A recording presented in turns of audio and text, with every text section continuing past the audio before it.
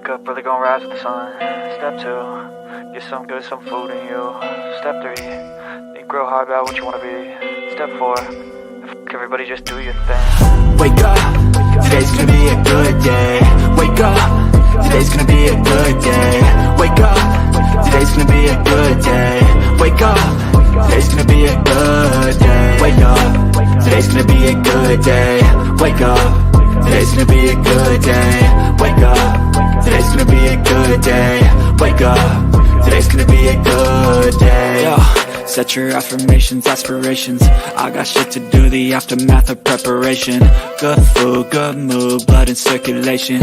One step at a time, yeah, that's how you make it. Set a goal you control and the steps you take them. I try to pick one thought, have some concentration. And if I make a mistake, it's called education. I try to do this every day, call it replication. Wake up, today's gonna be a good day.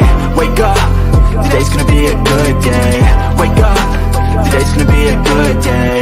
Wake up, today's gonna be a good day. Wake up, today's gonna be a good day. Wake up, today's gonna be a good day. Wake up, today's gonna be a good day. Wake up, today's gonna be a good day. So life ain't easy, yo, I think there's a reason though. Ups and downs, just like every different season, yo. Sometimes I'm high, other times I'm barely breathing, though. I always gotta fight and hide from the demons, yo. Negative thoughts are poison, they rot. Head full of flaws, so here come the clouds. They'll never stop unless I can swap all the bad for the good in my head when I'm lost. Yeah, so I'ma fake it till I make it. Positive thoughts are overtaken, I got patience. One day at a time is how you operate a cadence. A flow, you grow, you show yourself a foundation. Stay away from all the shit that causes temptation. I know that I like to do it cause it's sensation. I live my life in my head like a narration. Don't expect greatness, do my best, man, I'll take it. Wake up, today's gonna be a good day. Today's gonna be a good day. Wake up, today's gonna be a good day. Wake up, today's gonna be a good day. Wake up, today's gonna be a good day. Wake up, today's gonna be a good day. Wake up, today's gonna be a good day. Wake up, today's gonna be a good day. Wake up, really gonna rise with the sun. Step 2, get some good, some food in you. Step 3, think real hard about what you wanna be. Step 4, everybody just do your thing. Welcome to the Bullhorn Betty Coffee Club. Hey guys, Bullhorn Betty here, giving you breaking daily updates related to the Sebastian Rogers case. This is going to blow your mind, guys. I've been personally covering the case of Sebastian Rogers, a 15-year-old autistic boy that disappeared from Hendersonville, Tennessee. His mother, Katie Proudfoot, and stepfather, Chris Proudfoot, came out and told their stories in this interview about what transpired related to the disappearance of their 15-year-old son. Katie, Sebastian's mother, describes the day before he disappeared, Sunday, February 25th. They went to BJ's, he got a colossal popcorn, he was just a very happy, jovial young man, and they came home, put some snacks away, and then they went to a local bowling alley, and next to the bowling alley was a steakhouse where they ate. After they ate, they loaded up and went home. He took out the garbage, and the rest is history. He goes to bed at 9 p.m. Mom goes to bed at midnight. She awakes at 6 a.m. to wake Sebastian up as she normally does, and he's gone. Christopher Proudfoot states that he was not even in the area at the time that Sebastian left the home, that he was many miles away as he was working in Memphis and staying in his camper in Mississippi. A lot of people watching this case unfold became very, very skeptical of both Katie and Christopher Proudfoot's story about what happened leading up to Sebastian's disappearance. Many people noticed the deep abrasion scratches in some areas looking like bite marks on Christopher Proudfoot's arms some 8 days after Sebastian disappeared. Seth Rogers, which is Sebastian's biological father, decided to start doing some ground searches and raised money on a GoFundMe page to aid those efforts.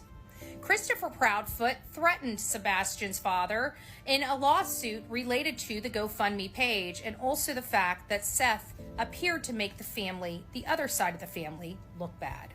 Many people went out searching for Sebastian Rogers, and the one thing that was missing out of all the efforts volunteers put forth was Christopher and Katie Proudfoot. And when people asked them why they weren't out searching for their very son that went missing from their home, they told people that it was because law enforcement told them to stay home. However, that very evening, they were seen at a barbecue joint outside of the home enjoying a dinner. Meanwhile, never once searching for their very son that they say they care about and want to come home. Media was in an uproar, demanding answers from both Katie and Christopher Proudfoot why they're not helping with any searches for their son. And what was their response? They got in their camper, packed it up, and took off.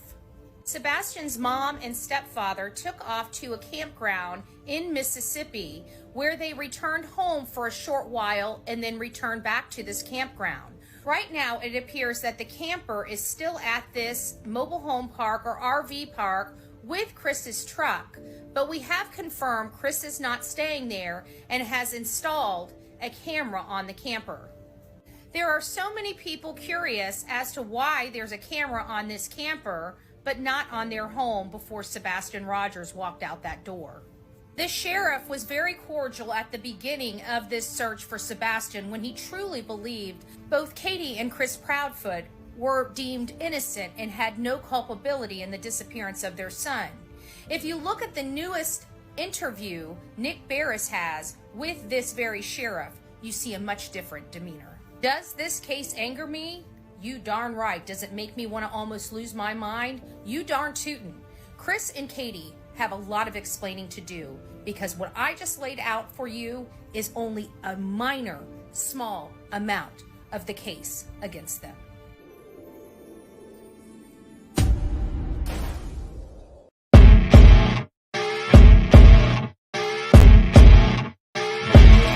As you wake up in the morning, you want to find the latest, greatest information about criminal cases and have an intuitive conversation about the suspects associated with these cases. Head over to the Bullhorn Betty channel on YouTube.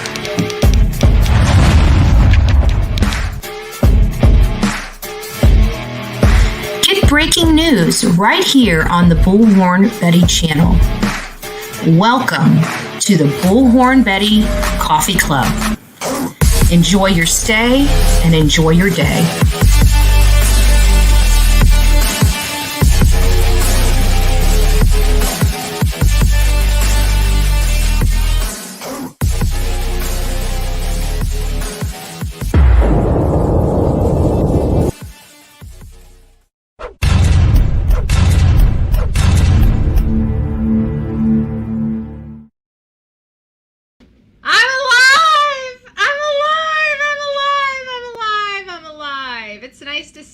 Here today. It feels like my audio is off for some reason, and I don't know why. It feels odd. It feels weird. Maybe it's because I'm not used to all this stuff again.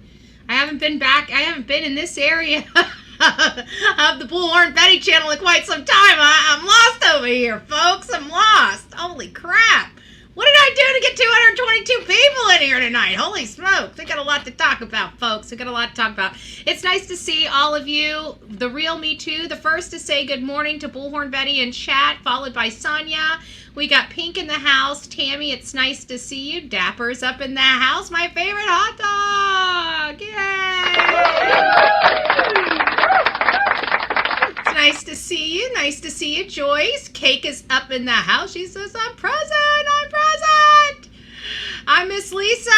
It's nice to see you. Chaos Bunny, GE Girl, Candy, and it's nice to see you, Rebecca Wist. It's nice to see you up in here. I spy. What do you spy on me for? Go away. I don't want to be spied on today. I'm just joking. It's nice to see you. It's nice to see you. Keep spying. Keep spying. Love it. Love it. So it's nice to see you all. I see Carla's up in the house. TM. Pauline? Oh, that's so cute. Pauline.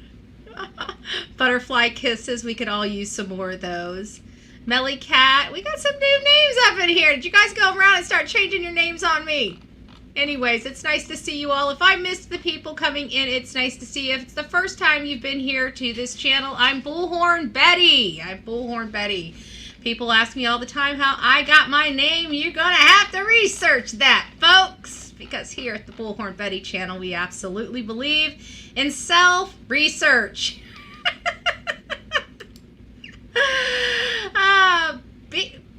Be Betty fan, a member for 4. How are you only a member for 4 months? It doesn't make any sense. Didn't we just have one for 22 months? What am I lost here? Holy smokes. Nice to see you. Nice to see you, Be Betty fan. Thanks for being a wonderful member of the Coffee Club. Dun, dun, dun, dun. I think I got something for that. Here it is. There you go. She earned every letter of that name. I work for it, right? That's my favorite line. I work for it. So, as you guys know from the intro, we do have a boy, an autistic boy that's missing from Hendersonville, Tennessee, that we've all been covering. I've been making oodles and oodles of videos. I've been neglecting you guys, like horribly neglecting you guys, because I failed to turn the damn phones on, and that's what I'm bitching at my own damn county commission, and here I am keeping you guys off the phones. How dare me? How dare me? I know, I'm awful. So we've had some breaking information here lately about, we were looking into, of course, Chris and the Bauer Sox, Chris Proudfoot and everything. And so one of, actually Kate, that's in our audience right now, happened to send me some information about that. And of course, we've been breaking news here that has been, I shouldn't say we've been breaking news, there's been breaking news about Katie Proudfoot and her side of the family. And I gotta tell you, it's kind of blowing my mind a little bit over here, okay? I'm just a Florida girl over here that knows how to do this New York accent every now and again, I can do a Boston accent, I can talk about a car, I got this, okay? I got this. But now people are digging into her side of the family, and it's like, holy smokes. I don't know,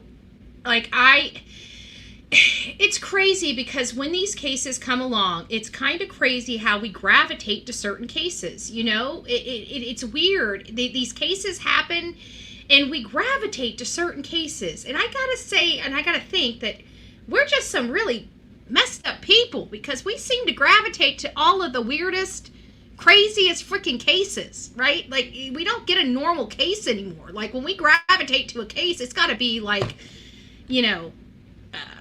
an S show on steroids, something that hit the freaking crazy train. But before we even know it hit the crazy train, we're all invested in it.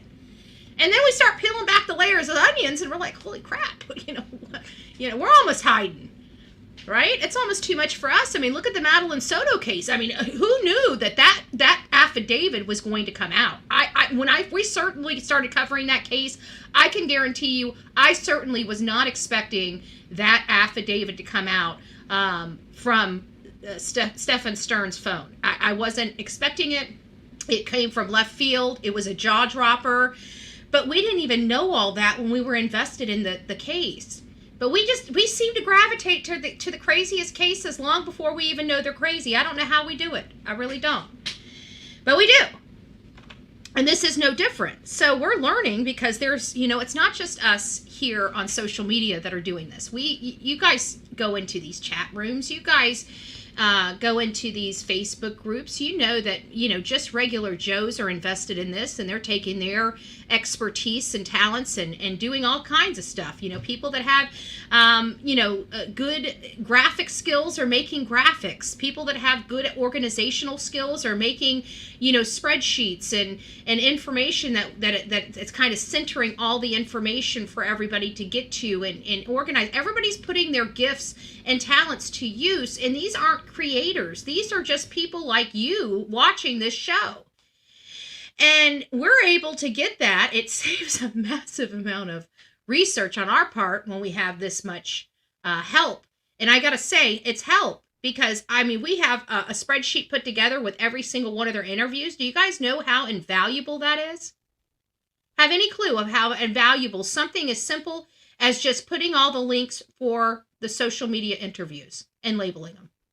Invaluable. And that's what we have. So we do have people, regular people, that are just invested in this case and searching different aspects of the case that are relevant to them. And we are learning that Katie Proudfoot and her side of the family is a hell of a lot more effed up than we had ever imagined. It is so messed up, guys, that I actually feel bad for her. And there's like no way in the world. Like it's making me physically ill at this moment for me to say that. That I actually, does it excuse what I think's going on here? Of course not. Of course not. I'm not saying I feel that bad for her. But it kind of gives us a little insight into her life and what brought us here.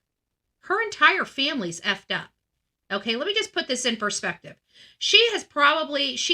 No matter how smart you are, you can still be majorly, emotionally, mentally, spiritually, you can just be damaged, right?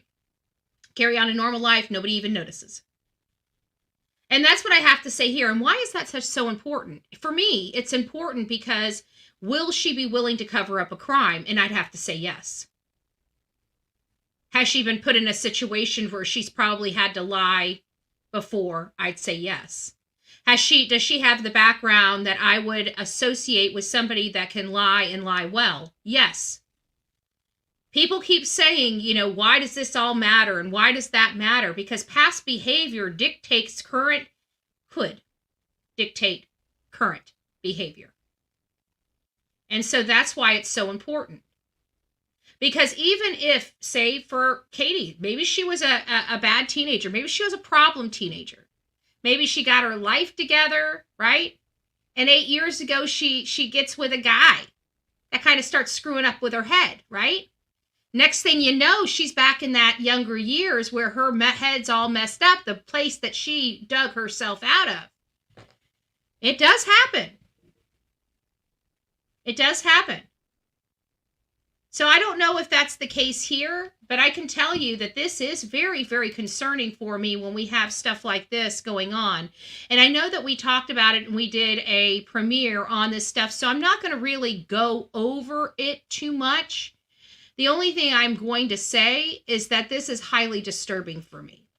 It's highly disturbing for me for a variety of reasons. And one of the most notable reasons for me is the fact that Christopher Proudfoot, and I know people don't pick up on, not all of us pick up on the same things when we hear stuff. Okay, we just don't. And the problem is we didn't identify it at the beginning because we didn't know of this information until here recently. Okay, we can all agree. If you knew about this lady here, if you knew about Katie Proudfoot's family and history prior to us discussing it just in the last few days, put a 1 in the chat and put a 2 in the chat. Well, you don't need to put a 2. I think everybody's a 2. Just about everybody's a 2. There might be maybe a 1 in here. But if you knew about this history of Katie prior to this, put a 1 in the chat, because personally, I didn't know it went to this level. We learned early on there was another Katie Payne out there that has a really, really bad history as well. So Ren, you knew about this stuff before. Okay, well that's interesting, Ren, because the question I would like to know, and then Serenity knew about her mom. I heard rumors about her mom, but I didn't look into it at the time because I was so invested in the maps. So Ren says, one nasty family. Do you, if you have experience with this family, Ren, I want you to call in if you know them personally, because I'm going to be opening up the phone lines, and that's for all my ones in here. If you know this family personally, I'd like you to call in when I open the phone lines up. And also, this is kind of the weird thing. Like, everybody started early on in the investigation. People started talking about Katie Payne and this other Katie Payne and brought it to us like it was her. And so I can't remember if it was this one I did the live on or what. I remember I got completely All the hate channels around here. Can you believe what Betty did? Like, at this point, 3 years later, can you not? I mean, come on. I'm sorry. I'm so sick of hearing people saying, can you believe what Betty did? I mean, at this point, let's be real here. Okay? Of course not. Of course not.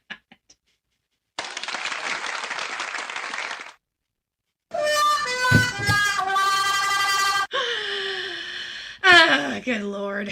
But this is really problematic for me. I think that when it comes to her family, it does show us a lot. The whole thing with her stepfather, the whole Larry Paul McClure, 1995. I really want some more information about him.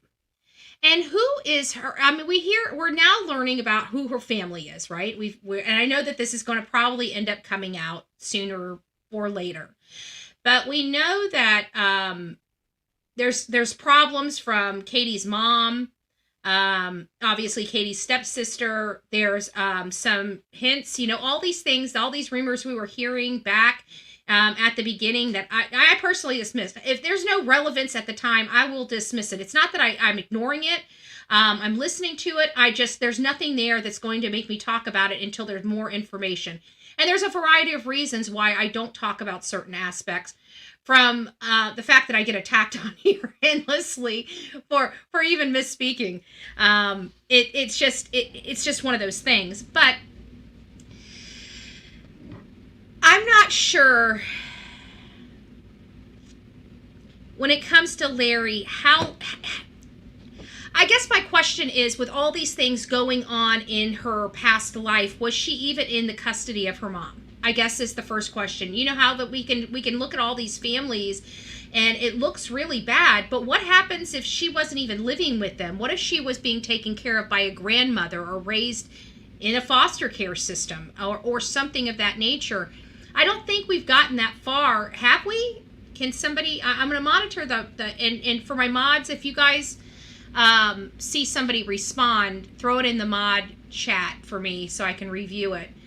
But that's really my question: is like, is there some other place that she was at during the time of all this, or was she in this?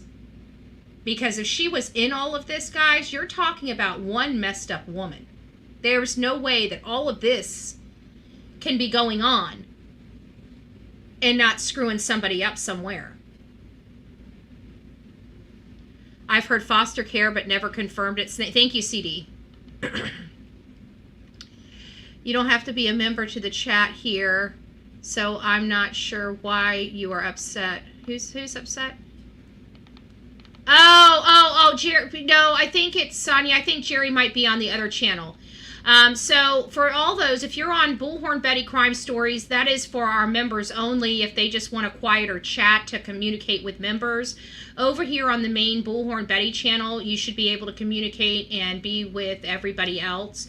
I just open that up because sometimes it gets a little cray-cray up in the chat, and some of the members don't want to deal with it. So, I just give them a safe space. That's it, right? That's it. That's just kind of how we roll over here.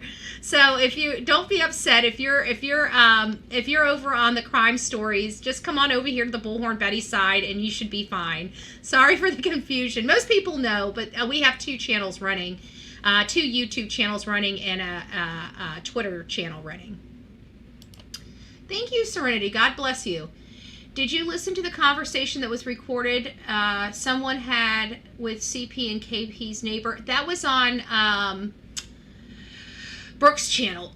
I heard a little bit about it. I can't remember. I think it was Cake. I was supposed to go back and review it. I told her I would, and I started it, and then the show the premiere started, and so I was supposed to go back, and then of course, if you know anything about me, I get sidetracked very easily, and next thing you know, one thing leads to another. We're here, we got a live going on, and I still have not went through all of it yet. I did hear some of it before the show. What time did we go with the show today? 2 or something like that? I don't know. My day's all screwed up. But yeah, I've got to go back and listen to that.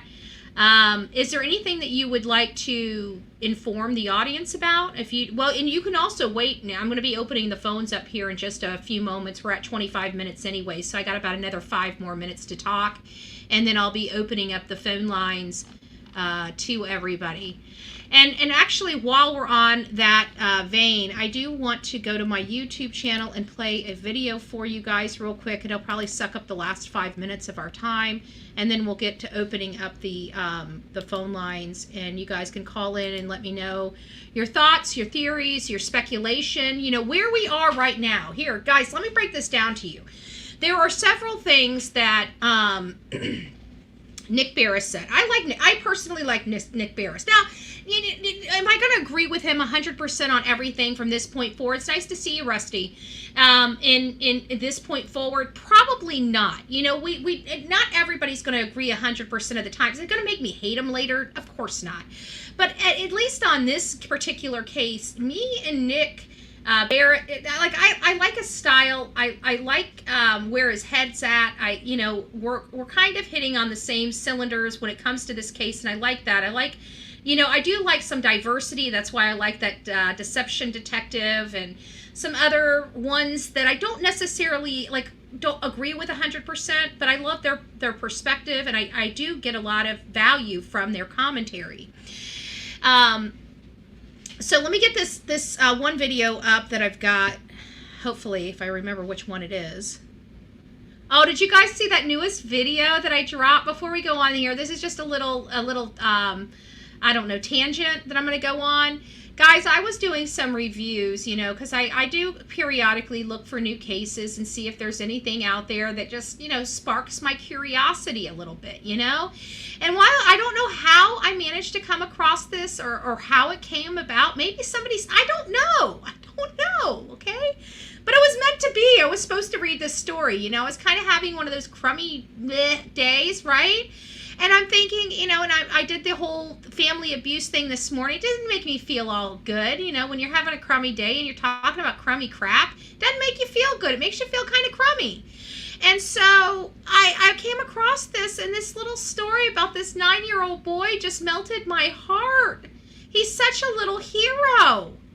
He's such a little hero, and it was absolutely cute as a button. So if you guys haven't seen that, get over there and look at it, because you know what, with all the crumminess that we have out there in the world, you know, we can always use less crummy, right? We all never talk about good news ever.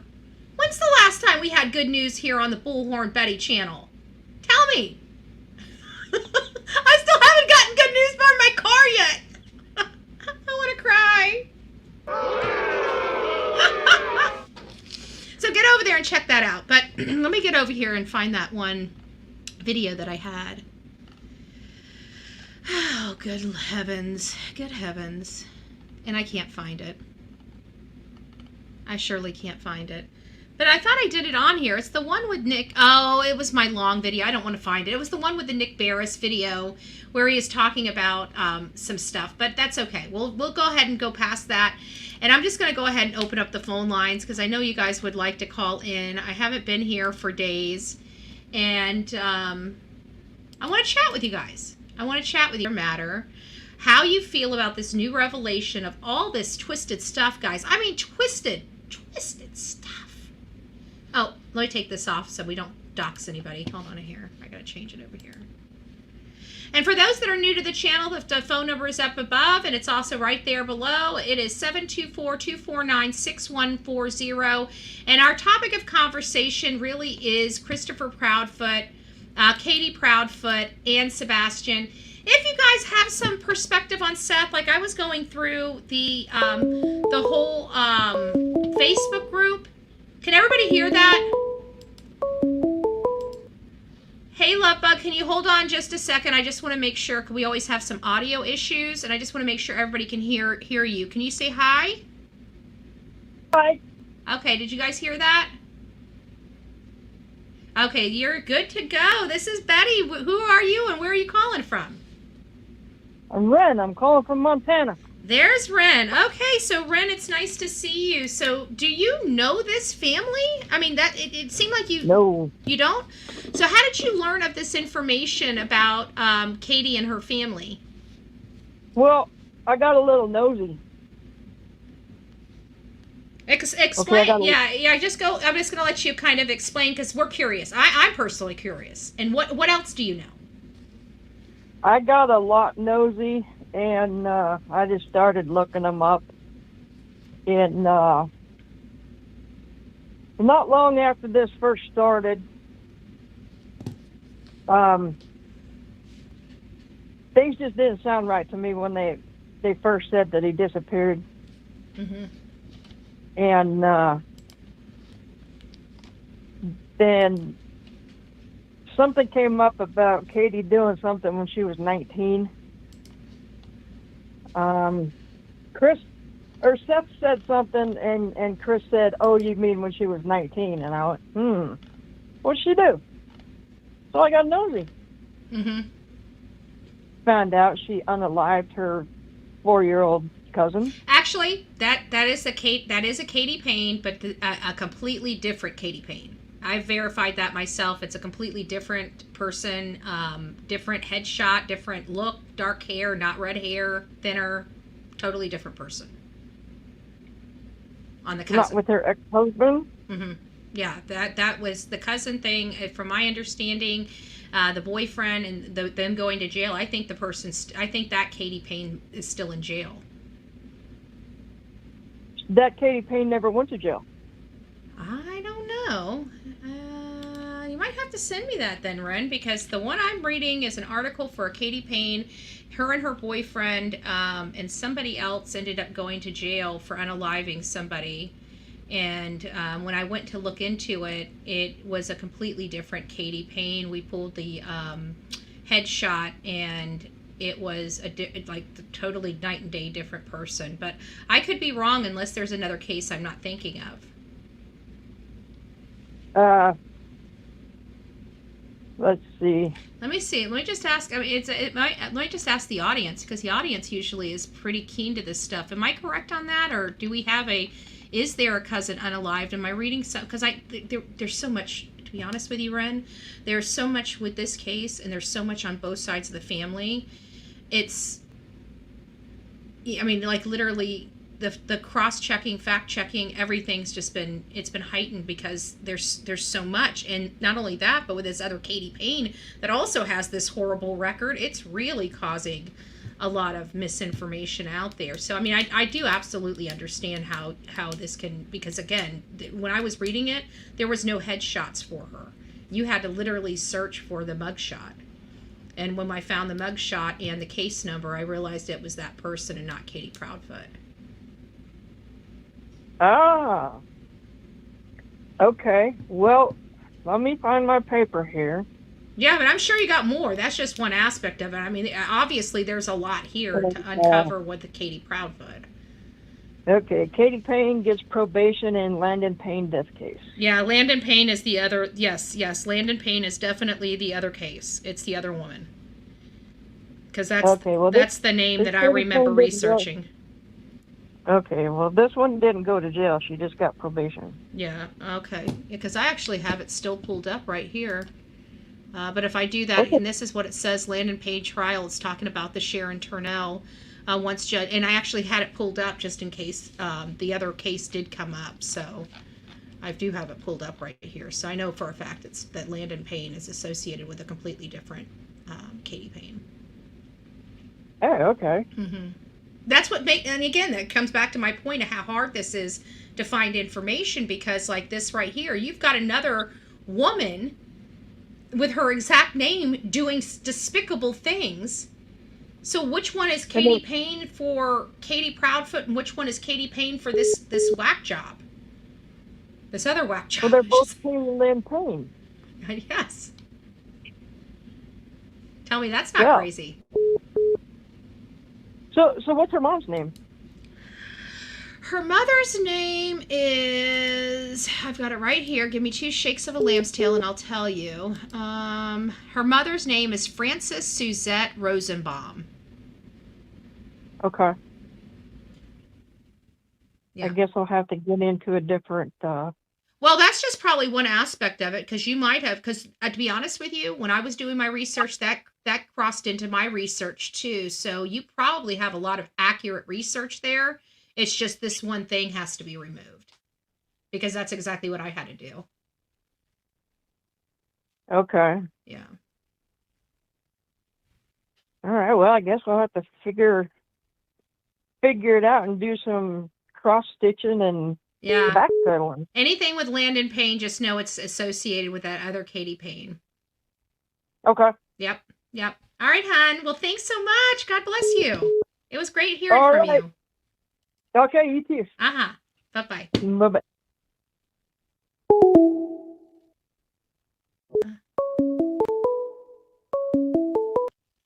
This is Betty. Who's this and where are you calling from?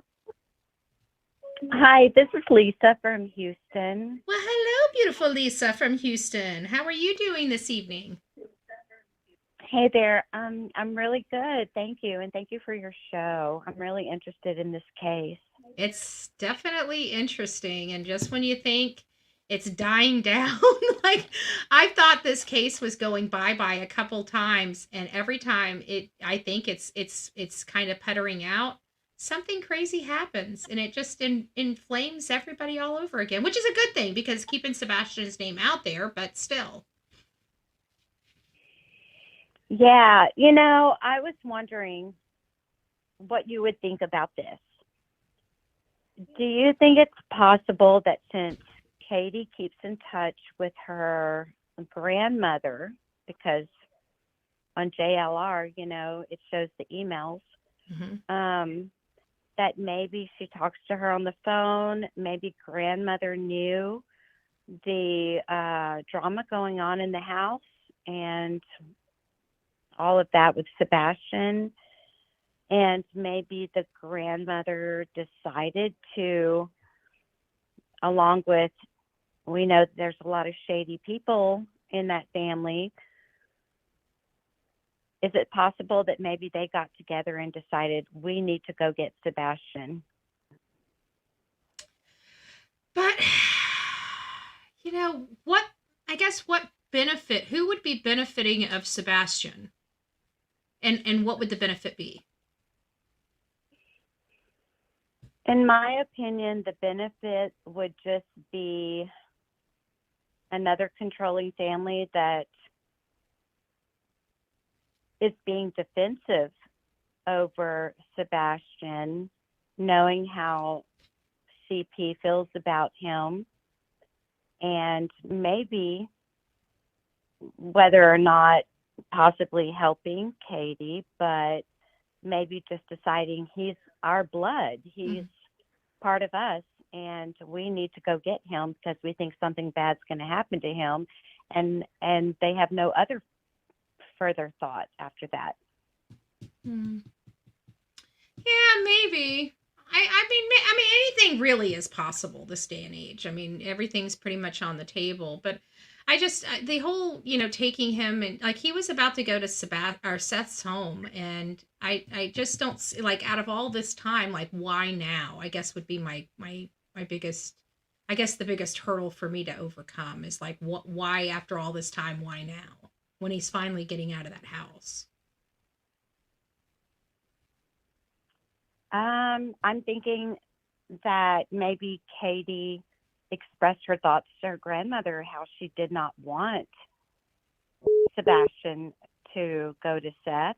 Yeah, it's possible. There were other issues in the past. And I'm reading that because I've seen in the chat, or not in the chat, but in the Facebook group, some people are posting some history of Seth, and those things aren't looking that well either. So yeah, and she, whether it's the right story or an exaggerated story, she may have expressed a lot of concerns during that time that she was having problems with Seth to her family, who are already kind of, committing crimes and things like that.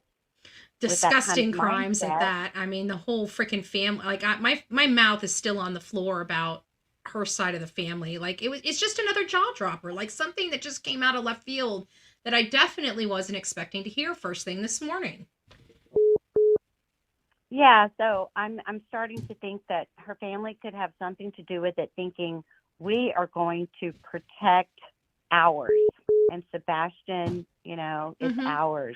Okay, so maybe out of concern, so they were concerned that Katie or Chris was abusive, and she was expressing maybe to her grandmother, and they decided they wanted to save Sebastian from this craziness. And okay, yeah, I guess anything's plot. Maybe out of concern, but also out of, when you look at their criminal history with all of them, kind of power and control at the same time. Yeah, the power and control I can see, because that seems more in line. Yeah. Yeah. Okay, that makes a little more sense. So power and control makes you do a lot of stupid stuff, just like drugs and alcohol. I mean, it really does when you got it in your brain. Well, Lisa, thanks so much for calling in. Well, one last question. Do you know if they have confirmed or not the sighting of Sebastian? I've been waiting to hear from Nick Barris. That's kind of who is my go-to for information like that, because he's just right there. And outside of the live he did last night on Facebook, I haven't heard one way or another. I don't know if we're going to hear about that for at least a few more days, if they're really doing some research and really honing in on it, because they're going to have to try to find this family and confirm that it's not Sebastian. And sometimes that takes a little time. Okay, and one last thing, I'm going to let you go because I know you have a lot of other callers. When Katie has her eyes down low, I'm wondering if in the back of her mind she may even think it's possible that her family could have done something like this, but she just doesn't want to go there yet, because she also hasn't made up her mind if she even thinks that would be, okay, this is in my favor or this is not in my favor. Yeah, but I think at this point she should, if she hasn't already, if that is a concern for her, I would hope she has expressed that to law enforcement. I mean, her kid is missing, and I would think that any parent, I don't know how you would be, but I mean, I don't have children. But if it was anybody in my family, not just my child, just somebody I cared about, I would throw everything on the table and say, here's everything. Let's move past this as quick as possible so we can go find my son or my kid or my family member. Unless you thought that he might, even if it's not a good situation, he might be even in a better situation than I think he would be with this stepfather or father. Yeah, nah, I don't. That's too much. It's going too far. I don't think because if that was the case, somebody would have come forward. Nobody's going to go put themselves through all of this. I can tell you, we're not seeing what's going on behind the scenes, but it's bad. I can tell you, it's sleepless nights. It's probably cops calling all hours of the day and night. Still trying to get some information. I don't know who would want to put themselves through this. This is not an easy, unless you've gone through it, it really is something straight out of a nightmare. And the cops are the ones doing it because it's their job, Yeah, and sadly, those pants and those glasses were found, and that's just still weird. So there's that, but.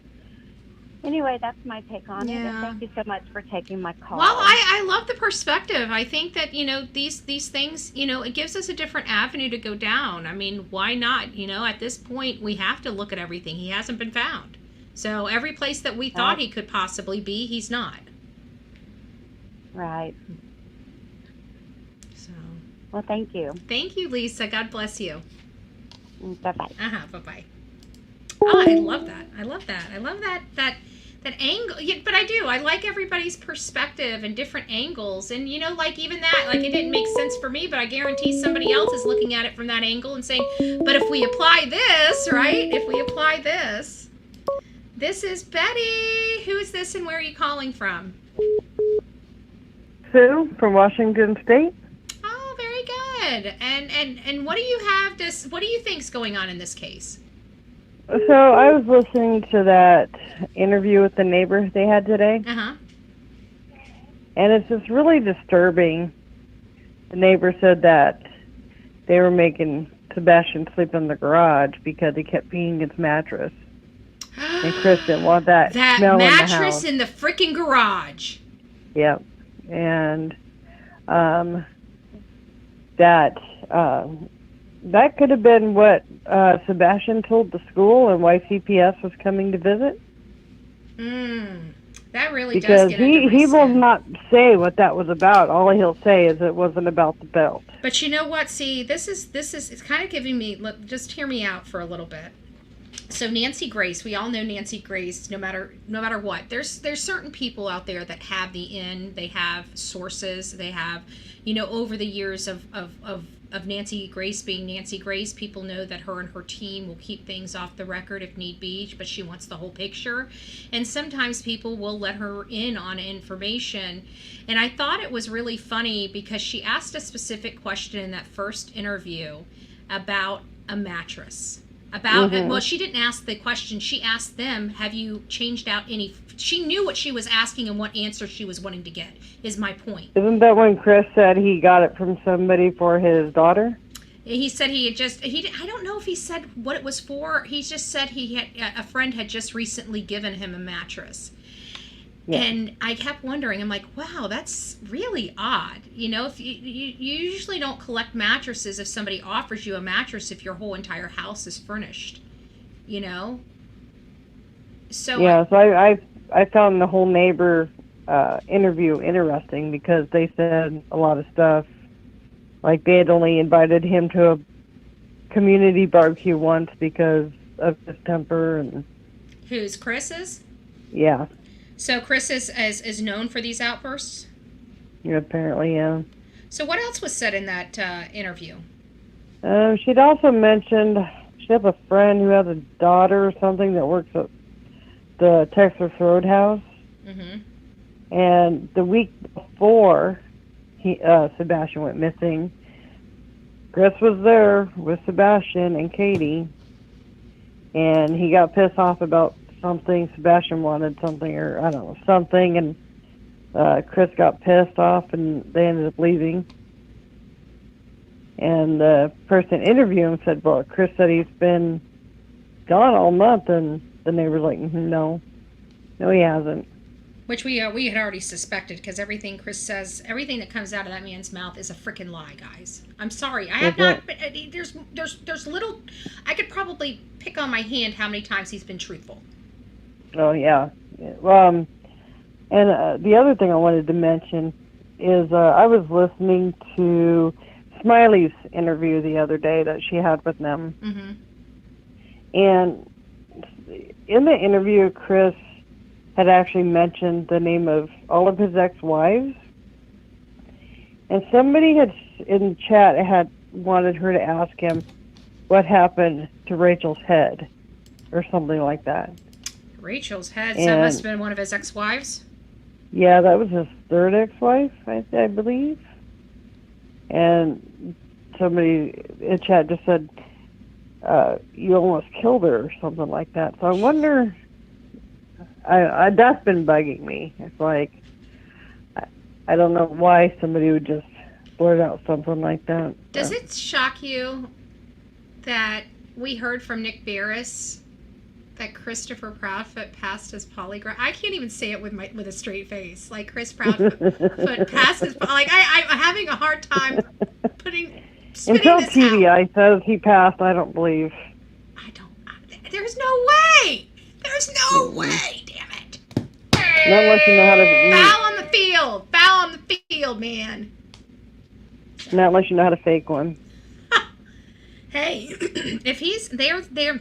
If he's like a psychopath, I think psychopaths are able to pass polygraphs. Yeah, I don't. Well, I heard the Green River Killer passed one, and Ted Bundy, I guess, passed one, and.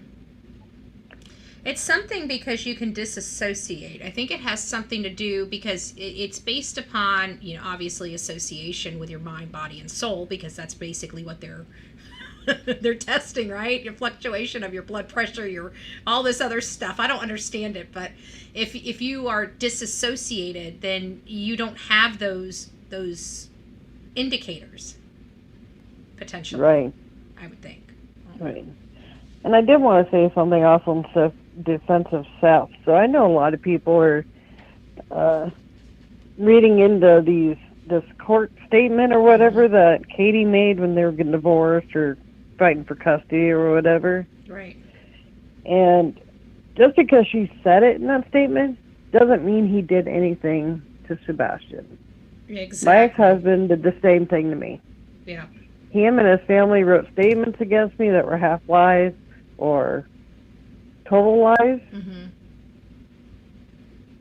And so I know how exes can be, and I just don't want people to read too much into what she said about Seth. Exactly, but the good news is like half of our population is divorced, so they've all had the experience. So I don't think anybody really puts a whole lot of stock in divorce proceeding paperwork, because some of these things, it sounds like these people have been living with an axe murderer, and it's literally the choir boy next door, so I mean, right.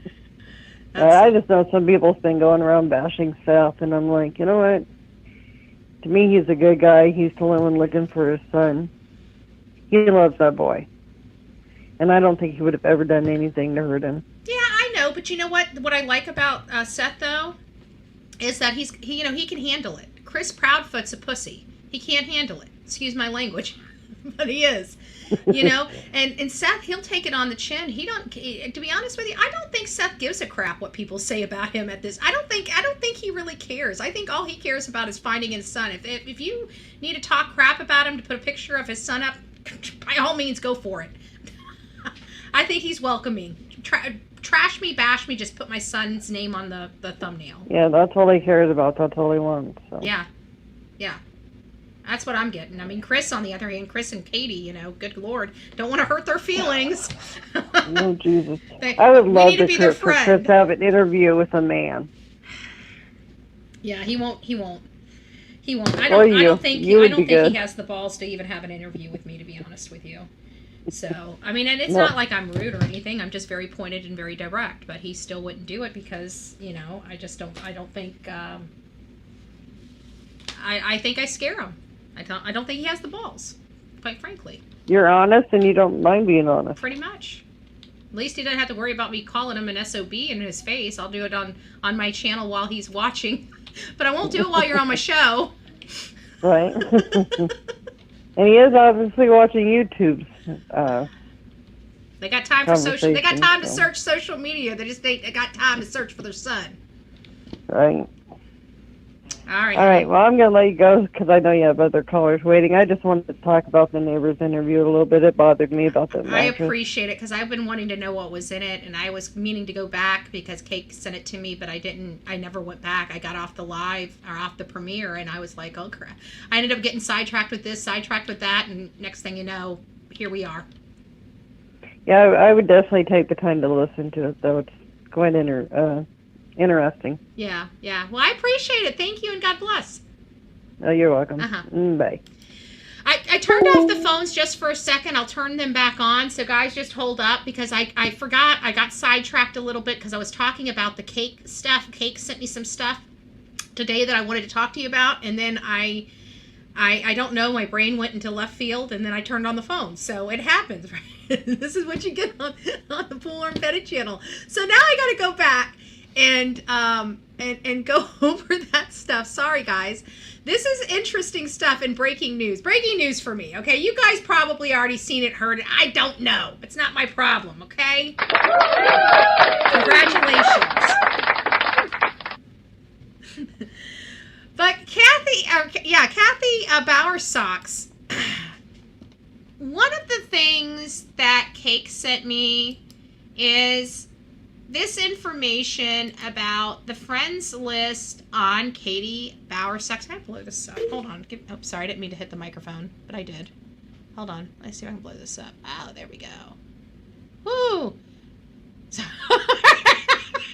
It's getting a little loosey on me. Okay, I'm sorry. Okay, stop. Okay, sorry, guys. I didn't mean to do that.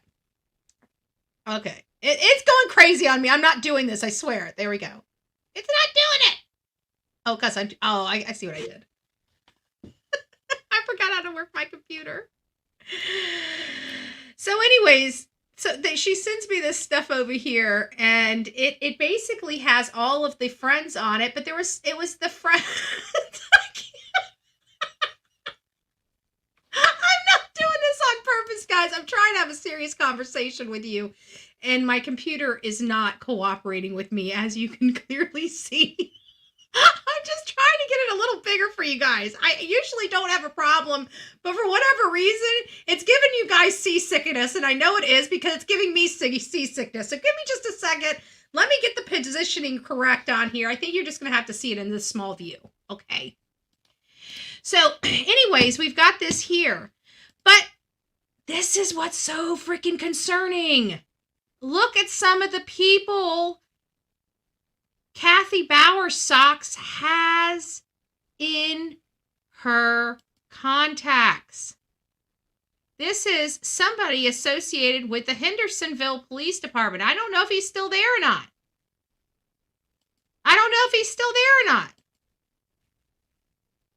This is a guy from the Department of Homeland Security. Friends with Kathy Bowersox.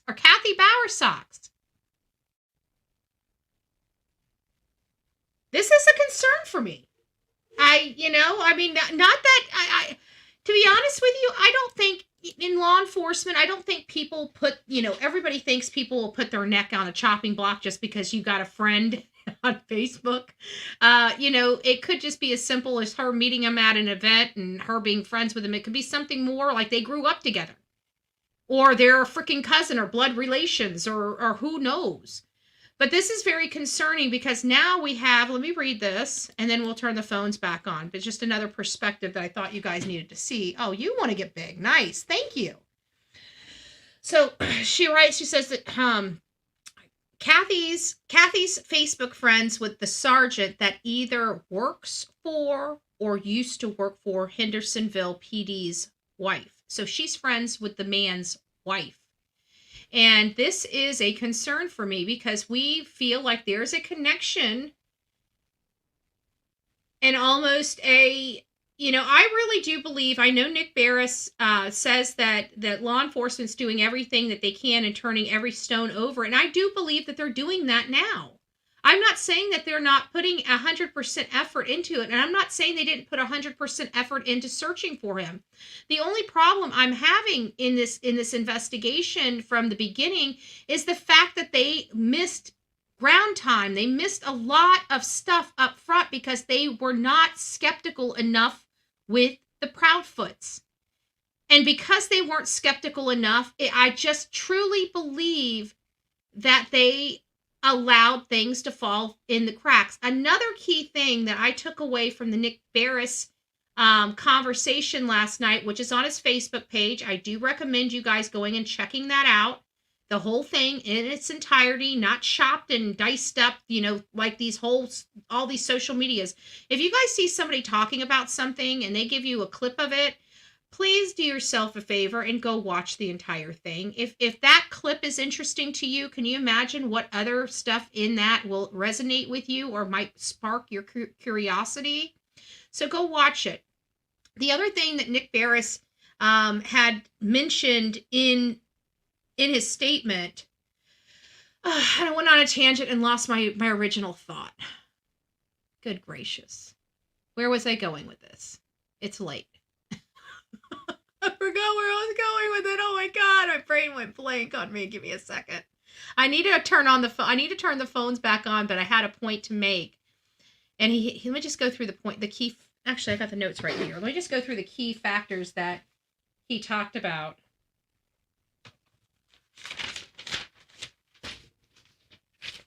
Sorry, guys. It was something important. It really was. And I can't remember what it is. I just had it on the tip of my tongue, too. The photo, we got the photo. This isn't him. No activity. Professional. It's not the criminal investigation. It's not passing the lie detector.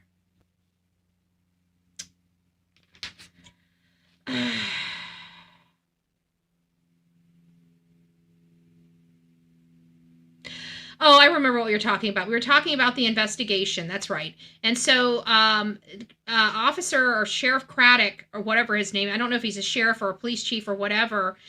He was going into all of the things that they were doing and how Nick Barris feels law enforcement did everything they needed to. But my problem is that up front, they weren't doing it. They were all sidetracked. And because we've been hearing some rumors about Chris and Katie, or Chris's cousin or sister or stepsister or whatever, somebody working at the Hendersonville Police Department. And then we find out that Kathy Bowersox is associated and friends with some of these very high-level ranking officials in the law enforcement branches, including but not limited to somebody associated with Homeland Security.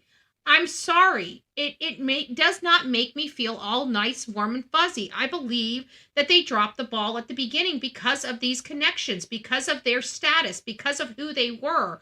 And I truly believe that Kathy probably reached out to her buddies at law enforcement and said, hey, my family's going, what do we need to do? Just fishing. My son's lost. What can we do? Is there any best practices that we can do? And stuff. Oh, I remember what Nick Barris said. Thank God. So he says immediately, this is related to the camper. He says that within, do I have this in here? 24 hours. They said early on, and he didn't give us a timing on it. Maybe somebody needs to question that, or maybe somebody knows it. But after the investigation was open, after this missing persons was open, and they did not find Sebastian right away, he says that their standard protocol would be to put the parents under immediate surveillance. When is that surveillance started? Is it 24 hours? Is it 48 hours? Because I want to know, was Chris Proudfoot surveilled when he went back to Memphis, Tennessee to collect, or Mississippi, to collect his camper the next day?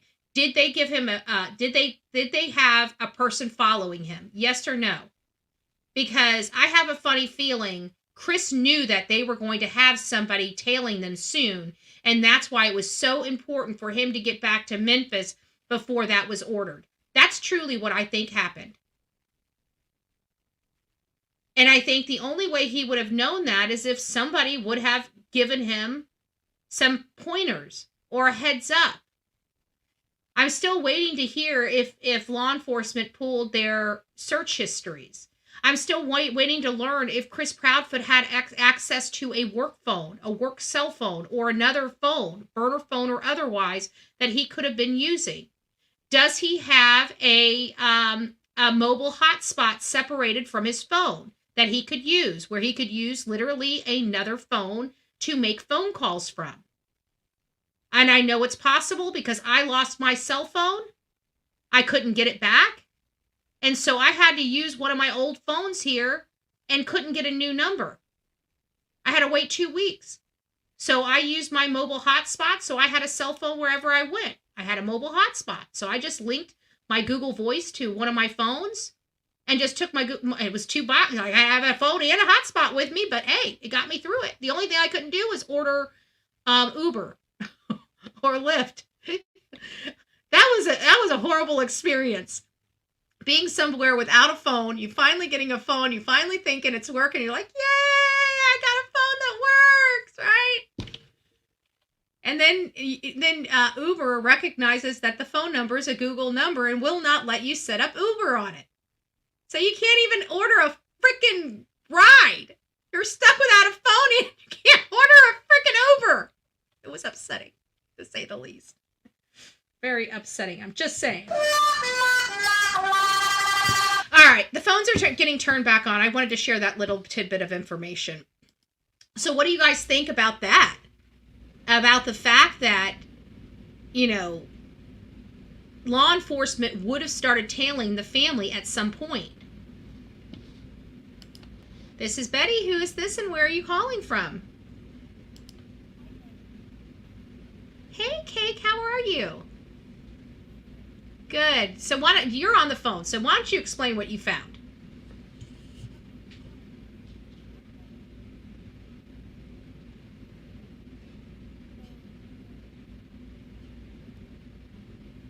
Oh, shoot. Hold on. I don't think you're on yet. Hold on. I don't think anybody can hear you. Hold on. There you go. Okay, sorry about that. There you go. You can go ahead and talk now. Hello, everyone. Okay, so the screenshots that I sent you, the last one that I sent you with the guy at the end that works for the Department of Homeland Security. Yeah. I don't know, since Kathy restricted her Facebook, I don't know if that's her friend. I just picked I looked through her likes of that picture of her in, I think it was Puerto Rico. Oh, okay. And so that's where I found Ginger, which is her friend. Mm-hmm. But I saw the other guy because, so she's the wife of the sergeant, whether he still works there or not, but then it's his son, that fat guy that works for the Department of Homeland Security. So, well, it sounds like she knows the family then. Yes. And she knows the family well, because if she's friends with the mom and friends with the son, that tells me she's got a good relationship with them, the law enforcement. Well, I'm not sure if she is friends with the son. I just happened to go through the sergeant's Facebook, and it showed his son on it. Okay, so I get it. So she's friends with Ginger, and you were showing her. Okay, so the Ginger is associated with the husband and the son, and those were the high-ranking officials that are associated with her friend Ginger. Correct. Got it. Okay, and then so I had a few thoughts, and I'm going to say this crystal clear for Chris if he's listening. This is all allegation or not. Yeah, allegedly, supposedly, in my opinion, etc. So one thought I had is if because Nina, I think, said also that they had cameras in their house. Mm-hmm. So if they at one point did have cameras in their house, they had to have got rid of them. Maybe in the landfill, but no one's searching for those cameras. Like, the only thing people are searching for is Sebastian. So that could have gotten, out of everyone's scope and didn't search for those cameras. That could have been thrown away. And that kind of, possibly, if they did have those cameras and whatever happened in that house, Chris didn't even have to be there. He could have been looking through his phone, which I assume he probably looked at a lot because he's controlling. And he was probably watching, what was going on. So he didn't even have to be there. Mm-hmm. And he could have known what happened without Katie even saying anything to him. And that also kind of makes me believe that when they did that three-way call, he was probably like, oh, don't worry, I'll come up with a story for you. And that's why she was on mute, because she's probably not going to be very good at on the fly, like Chris is. So that's kind of what I'm thinking, why they did that three-way, because everyone knows that. Yeah, that was really odd. Like, I don't know. I mean, I can understand you reaching out and calling, but if he was never even home and your son was, why would he be the first person to call instead of somebody else that was with you, like maybe the aunts or the cousin? Yeah, it doesn't, well, first of all, they didn't even call 911 to begin with, but also she didn't think of calling 911 herself. So, I mean, that's already such a huge red flag. Yeah. The other thing I wanted to bring up is, I don't know if you have heard the Terry Lynn call pull through, but it was, right after Smiley's interview where Smiley was like, did you guys take a polygraph? And he was like, yes, and we passed, or something like that. He was very wordsmithy with his words. Because then later when he talked to Terry Lynn, he was like, oh, no, I didn't take the polygraph test. And this was before, supposedly he really did take it. So this is during the time where Terry's like, so did you take it? He's like, negative. And she's like, but you said that you took it. And he's like, no. If you hear that back, it's that someone took it, and it was Katie. So I've got a post where he wrote and said all three of them took it and they passed. So no, he can play word salad all day long, and he's so full of crap it's coming out of his eyeballs. But I really think that he does play games with words that way, where he will not, because as you can tell, he just completely dodges questions. You ask him a question, he's like, no, I said this. So he's like very roundabout. You know who you're describing? Right. And then do you know who you're describing though? Do you know who else you're describing? Who? Don Wells. Right. Yeah, there's two pieces of pot. Someone in chat was saying that he was following Don Wells' books. I bet he is. Don Wells, that dumb son of a bitch, has been able to stay out of jail for all this time. I bet you he's following every freaking, I dotted and T crossed. I bet you he is. Well, following Don. Right. I definitely want to see like that screenshot if that's true. But I was also thinking about so that call that happened with the neighbors. They were saying that, and it's kind of a lot of people have been saying, I guess, that he doesn't like to follow rules, like for anything, like including HOA and stuff like that. So, and I recently heard that that's kind of something sociopaths do. They really don't follow rules. They don't like rules. They don't understand them. And that kind of makes me think like, okay, if he did take so if you search how someone could pass a polygraph, there is a video that I think JLR had shown, and one way that a sociopath passes a polygraph is because they have no reaction to lying, because that's measuring like how your responses are when you lie. Right. So if he has no response to lying, because he seems completely detached to a kid with special needs. He should have never been around that kid. You cannot tell me that mother did not see what he was doing to that child. Right. And it's said that sociopaths only really care about their like blood-related family, and not really any of their friends, neighbors, nothing like that.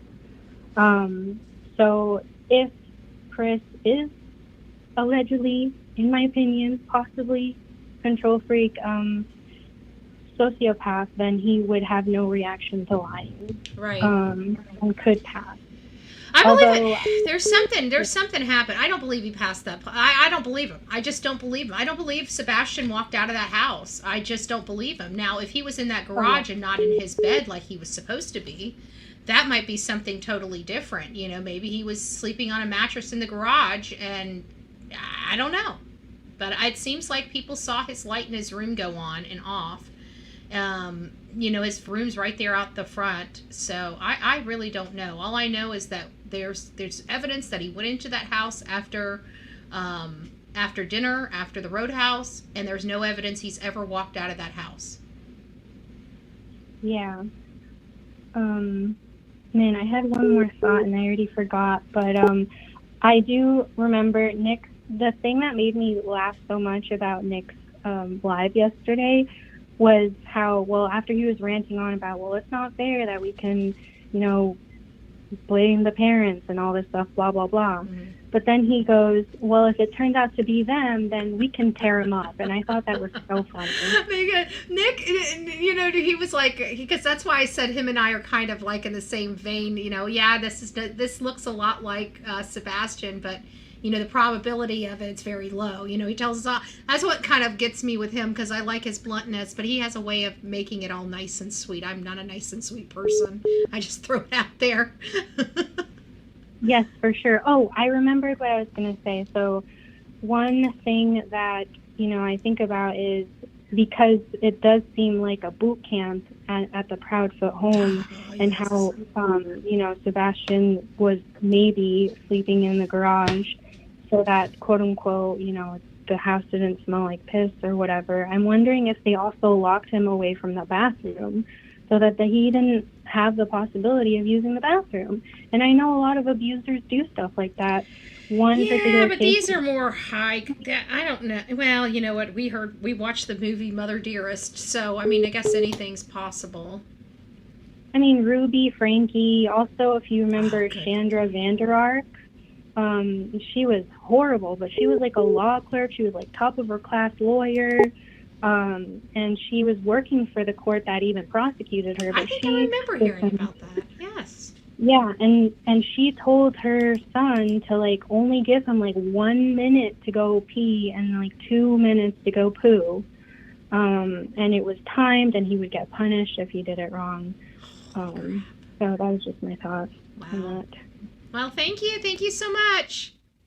Yes, thank you. God Talk bless. to you later. Bye-bye. Well, thank you, Chaos. God bless you. This is Betty. Who's this and where are you calling from?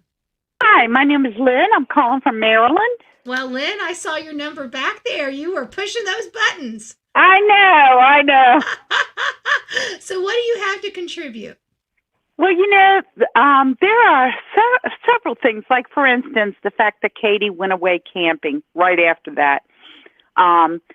It reminds me almost of the Scott Peterson case where he sold Lacey's car because he knew she wasn't coming home.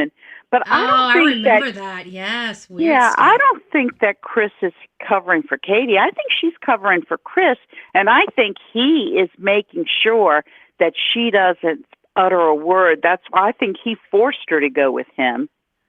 And just thinking about what he and his mother did with his first wife and that child, and then with the thing with the passing the polygraph, is there a reason that maybe the police might have told him he did, that maybe they're putting them under a false sense of security? Like the Idaho 4 case, everybody thought the police wasn't doing anything. Within 5 weeks, they were saying the case was cold. And I think all along, well, at least 2 weeks later, they knew who it was. Yeah, I have to think that the polygraph, would that be the one thing that they would lie about? Yeah, I think it would be. Because it's the one thing that's inadmissible in a court of law that would not get them in trouble or would not have them have to explain later down the road about their incorrect statements, because it'll never see the light of day. So of all the times that they could lie without it jeopardizing a case down the road would, in my opinion, be about the polygraph, because it's the only thing that's absolutely inadmissible. Right. So yeah, I think it's possible. That's just, I don't know. I just, for some reason, think that maybe the police is giving them a false sense of security and making them think, they ain't got nothing on us, and then they're going to swoop down like Batman. At least that's what I'm hoping. Yeah, it's possible, but you know what? Those types of things I used to wish for and hope for, and they just never came true. You know, I've been hoping for the swoop on Don Wells and Candace Bly for 3 years. No, and counting. The first time I saw the picture of Sebastian, I have a grandson who's turning 12 in May, and he's autistic, and he looks so much like Sebastian. When I first saw that picture, I was like, that's my Noah. Yeah, and I think that's what a lot of people gravitate to, because I've had a lot of parents reach out to me because they know I don't know a whole lot about autism. I mean, I know about as much as everybody else does that doesn't have an autistic child, but there's so much more that goes into autism and autism children and how they behave and what are best practices so they thrive the best and have the best outcome. And so I think that's what resonates with a lot of people, is the fact that they see their child in Sebastian. Yeah. He it just breaks my heart. I mean, I just can't understand how, if I was a mother, even the grandmother, I would have my pup tent, my sleeping bag, and I'd search. And when night came, I'd put up my pup tent, sleep in it. Next morning, pick it back up and keep going. My daughter was missing at one point, and just for like maybe 36 hours. But in those 36 hours, my house is so small. It's a townhouse. When you walk in the front door, you take 3 giant steps, you're on the back patio. Oh, yeah. I must have walked in circles, wringing my hands. I must have walked 20 miles just in my house. I couldn't sit still. I couldn't eat. I couldn't sleep. I just don't know how parents can be so calm and cool and collected unless they know exactly what happened.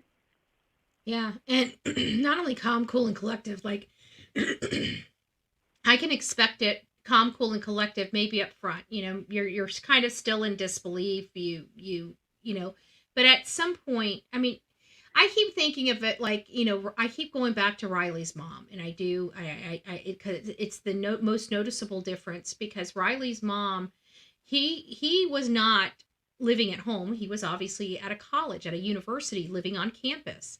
So she was already dealing with him already being away. Katie's never had to deal with that. She's had to take care of her son and knows how dependent her son is on her. And that's the problem I have, is that she is not freaking the F out, knowing that her son depends on her so freaking much. Mm-hmm. Yeah. Like you see Riley's mom, and he was not dependent on his mother. And she was freaking out. And this kid is fully 100% dependent. His mother knows that he cannot survive on his own, and she's not freaking out. Did you happen to hear Vinnie Politan on Court TV one night talk about this autistic boy that they found? I forget how long it took them to find him. It was several years. Yep. 200 miles away from home. And actually, I didn't see it on Court TV. I actually saw it like a week or two before he ran that on his, and it was actually on Insider Edition. And it was part of my research about, autistic children running away. And I found it where they found this boy 3 years later. And I even brought it up on my show. In all fairness, I said, there was this one case. But I also have to, establish that that's more of an outlier than the statistics. Yeah. That's just a freak of nature type accident. Well, thank you, Betty. I'm glad I got in touch with you. Well, you worked for it, honey. You take care, and please call back. Thanks. Bye-bye. God bless. Bye-bye. All right, guys. Well, I just want to tell you all, this was I wasn't going to come live today, and, I was kind of in like a funk, and I'm like, you know what, I need my friends, and there's nothing better to talk about than true crime with my true crime friends, so that's where we're at today. I love you. Thank you for coming and hanging out with me and brightening my evening so I can go to sleep and rest in peace, right? And we will be back here tomorrow. I know I've got to try to implement lives back into our schedule, but as you guys can imagine, I'm fully building a whole new platform. I mean, I've had a platform on TikTok for a while, but they've just started subscriptions over there. So that's why I've been over there. There's Big Boy. It's nice to see you. How are you doing, my love? I hope you're doing well. So over on TikTok, they finally had subscriptions. So I've been trying to, build up the subscriptions over on there. And I ended up falling in love. I'll be honest with you. Falling in love with my green screens, okay? So it makes my life, you don't understand how much joy those green screens bring to my life. Do you guys understand? Let me put this in perspective.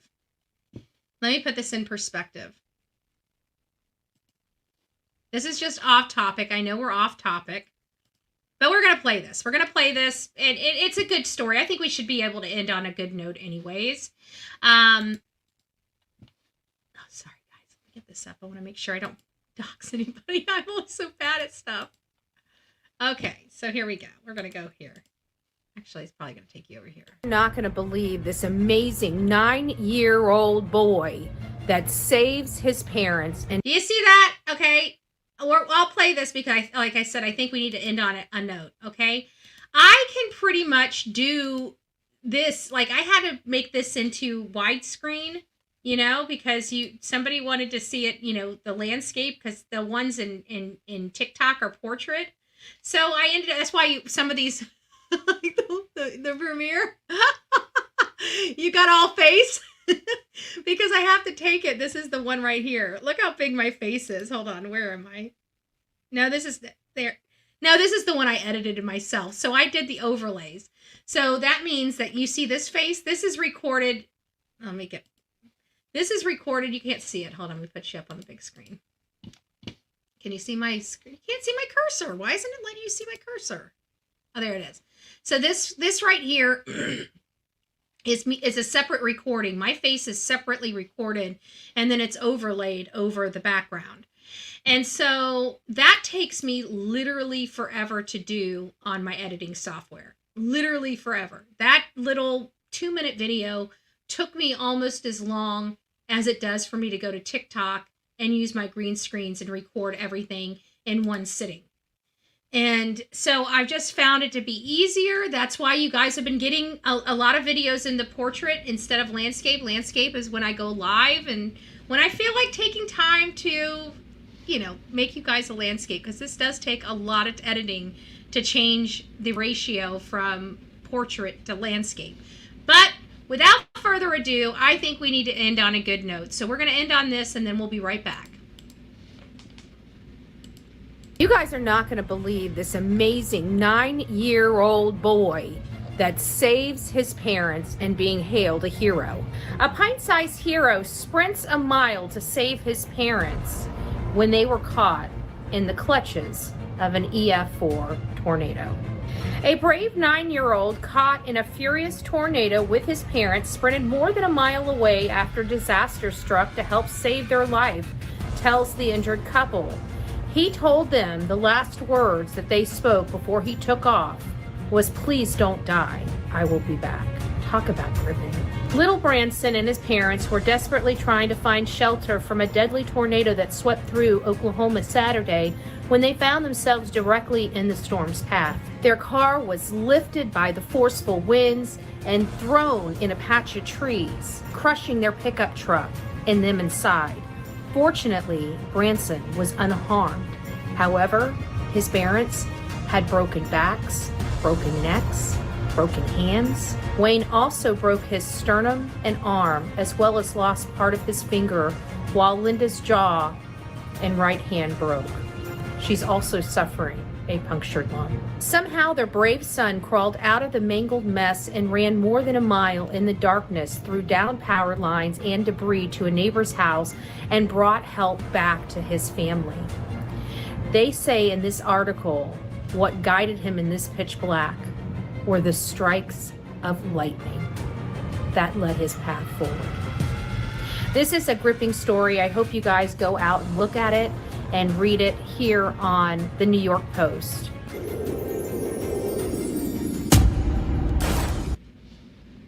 So as you can see, that takes me as long as it does for me to use TikTok and green screen.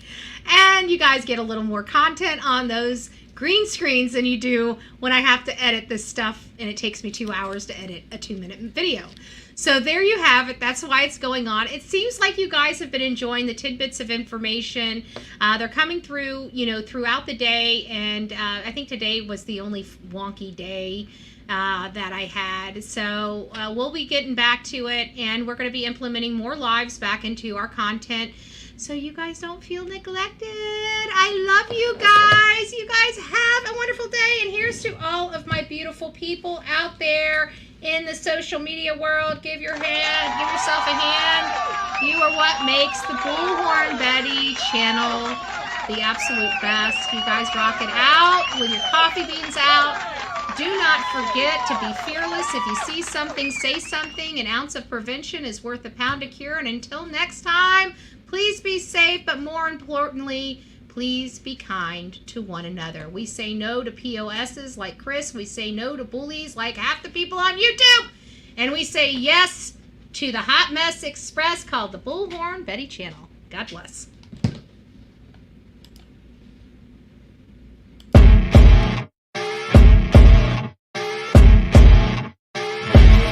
As you wake up in the morning, you want to find the latest, greatest information about criminal cases and have an intuitive conversation about the suspects associated with these cases.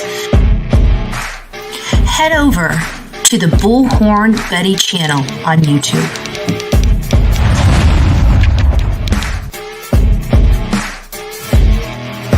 Get breaking news right here on the Bullhorn Betty channel. Welcome to the Bullhorn Betty Coffee Club. Enjoy your stay and enjoy your day.